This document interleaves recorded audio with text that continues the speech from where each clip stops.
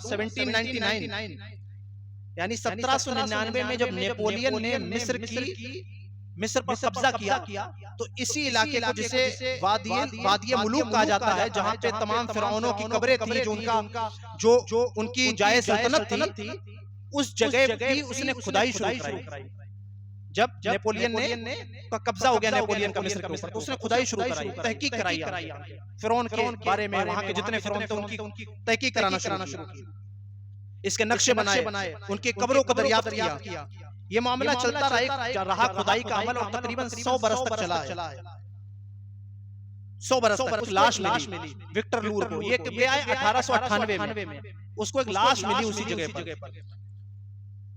और जब 1898 में उसको ये लाश मिली है, तो उसने क्या किया कि उस शहर से उस लाश को मुंतकिल किया, ट्रांसफर किया। कहां? कायरो, जो आज मिस्र की राजधानी है, वहां उसने इसका जिसको हम काहिरा बोलते हैं, वहां ट्रांसफर किया इस लाश को। आज भी वही रखी हुई है ये लाश। तो अब ये लाश को वहां ट्रांसफर करने के बाद 1907 में एक साइंसदान है जिसका नाम है एलिट स्मिथ। 8 जुलाई 1907 को एलिट स्मिथ एक साइंसदान है, उसने किताब लिखी है। 1912 में वो किताब शाये हुई। इस किताब का नाम है रॉयल ममीज, यानी शाही लाशें। उसकी किताब का नाम है रॉयल ममीज, शाही लाशें, बादशाहों की लाशें। उसमें उसने इस लाश का तस्करा किया। अब मैं जिसकी तरफ आपको लाना चाह रहा हूं, समझिएगा, गौर करिएगा। उसमें इसका तस्करा किया। अब एक शख्स है 1975 यानी 1975, आज क्या चल रहा है 2026, यानी आज से 50 साल कबल 1975 में मॉरिस ब्यूक्रेल एक साइंटिस्ट है, फ्रांस का रहने वाला है, मॉरिस ब्यूक्रेल। अब ये मॉरिस ब्यूक्रेल जो है ना, ये मजहब के एतबार से ईसाई है, क्रिश्चियन है। इसने क्या किया, एक बड़ा सर्जन था, ये बड़ा माहिर डॉक्टर था। इसने क्या किया कि हुकूमत मिस्र से ये इजाजत मांगी कि मैं इस फिरौन की लाश पर रिसर्च करना चाहता हूँ, फिरौन की इस मम्मी पर तहकीक करना चाहता हूँ कि ये कैसे मरा, क्यों मरा, कब मरा, क्या हुआ था इसके साथ, मैं रिसर्च करना चाहता हूँ। तो उसे इजाजत मिल गई 1975 के अंदर, और उसने एक किताब लिखी। उस किताब का नाम है the Bible, the Quran, the science. ये उस किताब का नाम है, बड़ी मकबूल हुई है किताब, उर्दू में भी ये शाये हुई है। तो अब उस शख्स ने जब उसे इजाजत मिल गई कि भाई तुम्हें इजाजत है, तुम इस पर तहकीक कर सकते हो, तो अब उसे बहुत आला किस्म की तकनीकी मशीनों की जरूरत पड़ी। तो उसने इस लाश को वहां से मुंतकिल किया, ट्रांसफर किया। कहां? फ्रांस के अंदर, पेरिस के अंदर उसने ट्रांसफर किया। अब इस लाश के ऊपर एक पूरी टीम ने तहकीक की। इस लाश के ऊपर पूरी टीम ने तहकीक की, जिसमें माहिर डॉक्टर थे, चेस्ट के सर्जन अलग थे, स्टोमच के सर्जन अलग थे, न्यूरोलॉजिस्ट अलग थे, अलग अलग सर्जनों ने इस पर तहकीक की। और उसके बाद जाकर के वो एक नतीजे पे पहुंचे। ये तहकीक कंप्लीट होती है 1 साल बाद, यानी 1976 में ये रिसर्च पूरी होती है। और ये रिसर्च जब पूरी होती है तो वो इस नतीजे पे पहुंची, ये जो फिरौन है ना, इसकी मौत समंदर में गर्क होकर हुई। जब वो समंदर में डूब रहा था, उस वक्त लहरों ने, शदीद लहरें थी, ताकत के साथ लहरों ने इसके जिस्म को इस कदर थपेड़े मारी, इस कदर मारा कि ये उसी लहरों की मार से मरा और समंदर में गर्क हो गया। ये फिरौन वही मर गया। उसकी तहकीक इस पर पूरी हुई।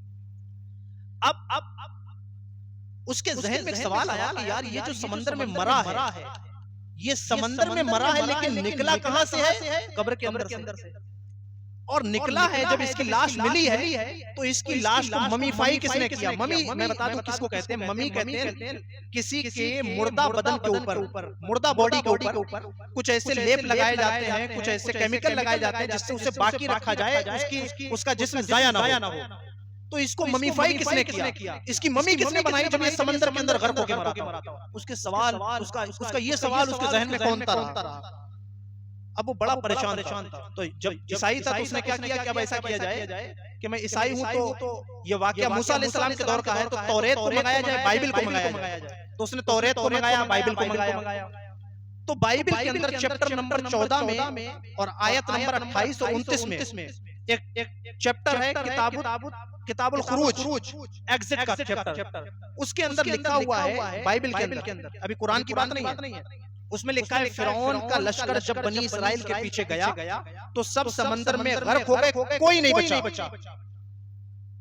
अब देखिए ये बाइबल कह रही है कि जब फिरौन का लश्कर गया बनी इस्राएल के पीछे, हज़रत मूसा की कौम के पीछे, तो सब गर्क हो गए, कोई नहीं बचा। तो उसका सवाल और ज्यादा मजबूत हो गया कि जब कोई नहीं बचा तो उसकी लाश को बाहर किसने निकाला? समंदर में जो गर्क हो गया तो उसको बाहर किसने निकाला? उसके जहन में ये सवाल कौनता रहा, चलता रहा ये सवाल, परेशान रहा वो। जब उसने ये रिसर्च पूरी कर ली तो बहुत सारी जगह पर उसके लेक्चर हुए, सेमिनार हुए, तो हर जगह वो ये सवाल करता था और वो कहता था कि मैंने ये तहकीक की है, इस तहकीक के बाद मेरा ये सवाल है कि आखिर उस लाश को कैसे बाहर लाया गया, वो कैसे बाहर आ गई जिससे समंदर में गर्क हो गई थी, सारे के सारे गर्क हो गए। ये अकेली लाश एक बची है जो फिरौन की मम्मी है। इसको मम्मीफाई किसने किया, मम्मी किसने बनाया, ये कैसे बाहर आई, ये कैसे फिर बरामद हुई? उसके सवाल उसे ये सवाल जहन में कौनता रहा। तो उसका एक और ईसाई दोस्त था, उसने कहा मुसलमानों की किताब में इसका कोई तस्करा मिलता है। सुभान अल्लाह। उसने कहा कुरान में कोई इसका तस्करा मिलता है, लेकिन इस बात को यही दबा दिया जाए क्योंकि फिर वो अपनी तरफ ले जाएंगे जिन बातों को मुसलमान इसका फायदा उठा लेंगे। लेकिन जो इंसाफ के साथ रिसर्च करता है उसका दिल जब तक मुतमईन नहीं होता है कि अपनी मेहनत का वो जो उसने मेहनत की मेहनताना वसूल कर ले, तो वो लगा रहा है इसी में। तो जब उसके ये लेक्चर वायरल हुए, मीडिया के जरिए खबरें फैल गई कि एक लाश मिली है जो समंदर में गर्क होकर जो फिरौन मरा था उसकी लाश मिल गई है। तो जब ये बात वायरल हो गई तो अब याद रखिए जितने फिरौन हुए उसमें सिर्फ वही फिरौन समंदर में डूब के मरा था जिसने हजरत मूसा का ताक़ुब किया था, बाद बाकी कोई समंदर में डूब के नहीं मरा। तो अब ये बात वायरल हो गई।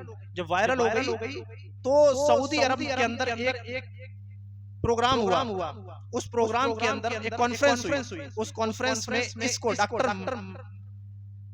डॉक्टर मॉरिस ब्यूक्रेल को भी बुलाया गया उस कॉन्फ्रेंस के अंदर। तो जब वो उस कॉन्फ्रेंस में गया, मुसलमानों की कॉन्फ्रेंस थी, उसने कहा कि मैंने उस लाश पे तहकीक कर ली है, मुझे वो लाश मिल गई है जो उस फिरौन की लाश है जिसने हजरत मूसा का ताक़ुब किया था। क्योंकि तहकीक यही कहती है कि सिर्फ वही फिरौन डूब करके मरा था जिसने मूसा का ताक़ुब किया था, और हमें उसकी मम्मी मिल गई है और ये तहकीक भी पूरी हो गई है कि वो समंदर में गर्क होकर मरा था। तो अब जब उसने ये बात कही और कहने लगा कि अब सवाल ये पैदा होता है कि आखिर किसने उसे बाहर निकाला, वो कैसे बाहर आ गया, वो कैसे आज उसकी लाश मौजूद है। इतने साल गुजरने के बाद जो इंसान समंदर में डूब के मर गया हो उसकी लाश आज बरामद हो जाए, तो किसी मुसलमान ने उठ करके उसके सामने सूरह यूनुस खोल के रख दी। सुभान अल्लाह, सूरह यूनुस खोल के रखी किसी मुसलमान ने और कहा कि डॉक्टर साहब आपके सवाल का जवाब ये है। वो जवाब क्या था? सूरह यूनुस की आयत नंबर 90, 91, 92 के अंदर इस पूरे वाक़े का जिक्र किया गया। कैसे जिक्र करता है अल्लाह फरमाता है और हम बनी इस्राइल को दरिया पार ले गए तो फिरौन और उसके लश्कर ने उसका पीछा किया सरकशी और जुल्म से, यहाँ तक कि जब उसे डूबने ने आ लिया बोला मैं ईमान लाया।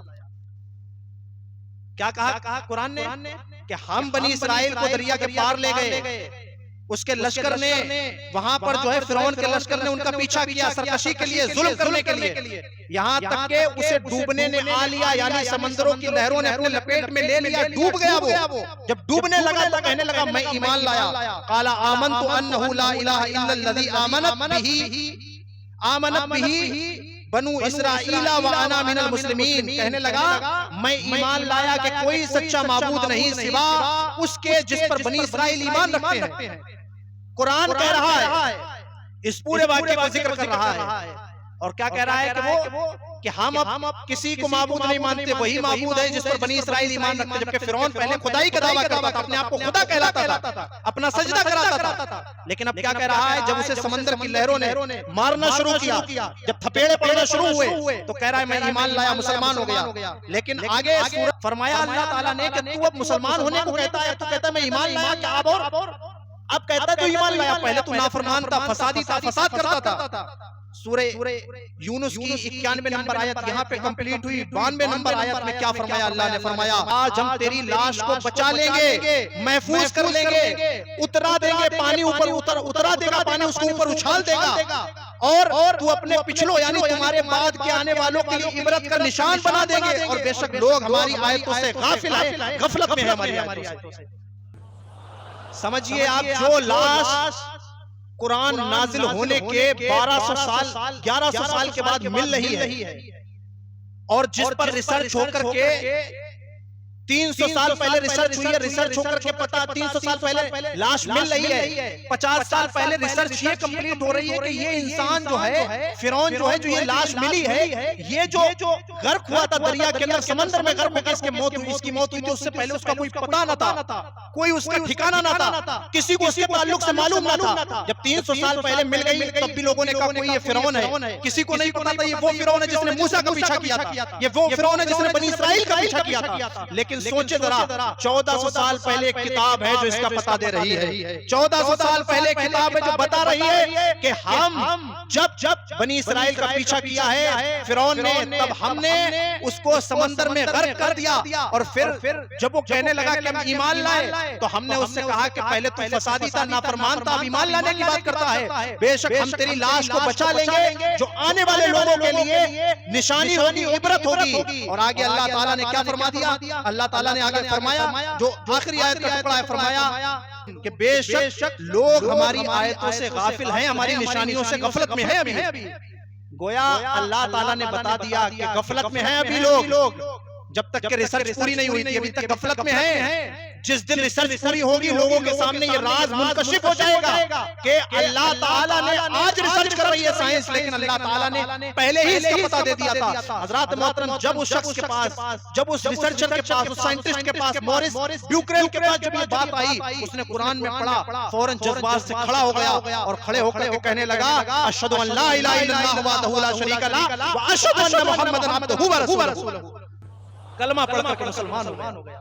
ये कोई मैं अटकल बच्चों नहीं बता रहा हूँ, तहकीकी बातें आपके सामने पेश कर रहा हूँ। आज भी गूगल आपके पास है, चैट जीपीटी आपके पास है, सवाल करके देखिए कि मिस्र के अंदर फिरौन की मम्मी कब मिली थी, इस पर तहकीक किसने की, कब की थी, और फिर तहकीक करने वाले ने ईमान कबूल किया कि नहीं किया, तहकीक करके देख लीजिए। तो हजरत मोहतरम, अब आप सोचें कि जिस पर तहकीक हो रही है 1200 साल के बाद, जो बात हकीकत से पर्दा उठ रहा है 1976 के अंदर कि ये फिरौन की लाश है, ये दरिया में गर्क होकर मरा था, उस शख्स की लाश के बारे में एक किताब है जो 1400 साल पहले खबर दे रही है। गोया पता लग गया कि दुनिया के पास तो ये बात थी नहीं, उसे पता ही नहीं था इसके बारे में। ये दुनिया के किसी इंसान का कलाम नहीं है, खालिक कायनात का कलाम है। इस बात पर दलील है कि अल्लाह का कलाम है, और अल्लाह अपने राज़ों से पर्दा उठाता है जब, तो लोग उसके लिए जो गौर फिक्र करते हैं, जिस तरीके से इस डॉक्टर ने गौर फिक्र किया, रिसर्च की, जब गौर फिक्र करते हैं तो ईमान लाते हैं और मुसलमान हो जाते हैं। इस